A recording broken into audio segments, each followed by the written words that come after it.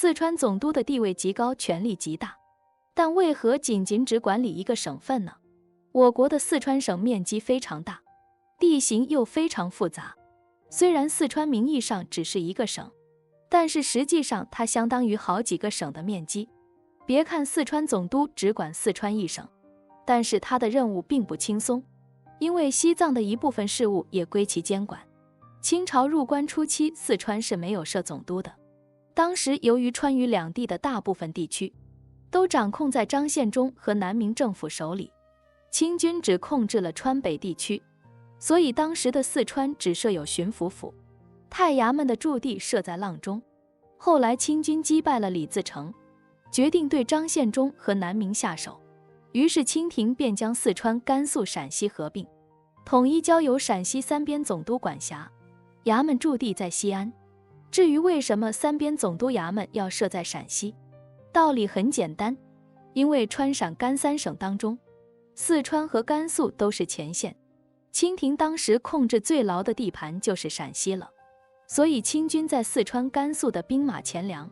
皆要由陕西准备和调发，陕西就是三省的中心了。后来经过了10几年的拉锯战之后，明军因为各种原因逐渐退出了四川，清军就占领了四川。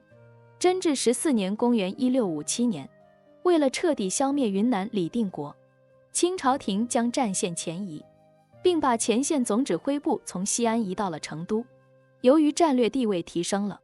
巡抚的权限又太小了，所以清廷便将四川从川陕总督辖区内划出，专设四川总督与成都。顺治18年公元1661年，由于南明势力基本被肃清，四川的战略地位下降，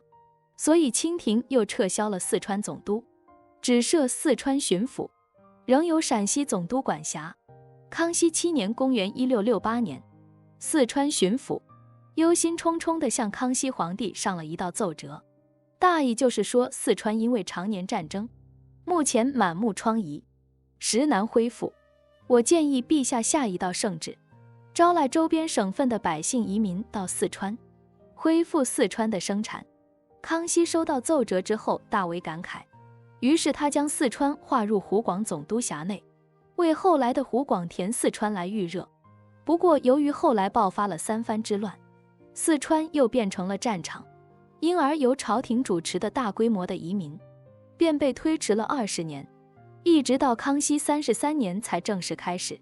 而在此期间，四川被吴三桂占领，清廷又将四川从川湖总督辖区内划出，重新划归了川陕总督，从此四川便长时间归川陕总督管辖。康熙57年公元1718年，准噶尔汗国入侵西章，清军需要从四川、陕西两路出兵打击准噶尔，四川的战略地位再次凸显，于是康熙皇帝便再次将四川划出，并指派年羹尧为四川总督。康熙60年公元1721年，西章收复，川陕再次合并，改名为川陕总督，由年羹尧担任。雍正9年公元1731年，雍正皇帝决定对准噶尔汗国大举用兵，于是在这一年，四川又与陕甘分家，独立设总督。不过清军后来惨败，消灭准噶尔的计划取消，清廷议和，四川战略地位再次下降。乾隆元年公元1736年，川陕再一次合并，复名为川陕总督。乾隆13年公元1748年，大金川土司沙罗奔夺取小金川，责望印信，又攻明正土司。乾隆为了平息叛乱，便再一次将四川单独划出，独立设总督。此后西南地区战争频繁，清廷就干脆省去了四川巡抚，只设总督，四川总督也就至此成了固定职务，一直到清朝灭亡。在这里顺带说一下，为了削弱四川总督权力，雍正5年，雍正帝将遵义从四川划出了，划给了贵州，并且一直延续至今。同时为了震慑康藏地区，乾隆皇帝后来还特设了成都将军，驻扎在康定。后来乾隆皇帝觉得康定地区生活太艰难了，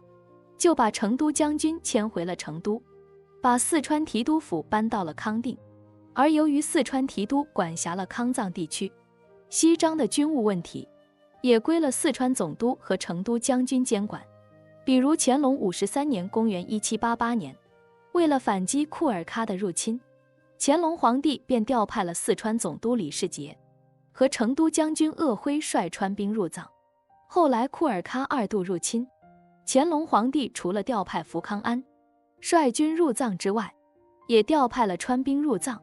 由当时的成都将军承德领军。总的来说，四川并不是一直有总督的。清朝中前期，四川是否设立总督，取决于西南地区有没有大的战事，打仗就设总督，不打仗就设巡抚。后来由于西南战事频繁，经廷便不再设四川巡抚一职，而是专设四川总督，由总督监管巡抚工作。虽然四川总督只管一个省，但是由于四川汉藏杂处情况复杂，经常要打大仗，川兵时常还要帮驻藏大臣撑场子，因此四川总督的任务并不轻啊。通常来说，只要是西南开战，成都将军往往会冲在第一线，四川总督负责后勤保障，四川提督随时已被撤役。这种工作量远远比其他的不打仗的管2个省3个省的总督还要重要吧。欢迎关注我的频道，这样就不会错过更多精彩内容。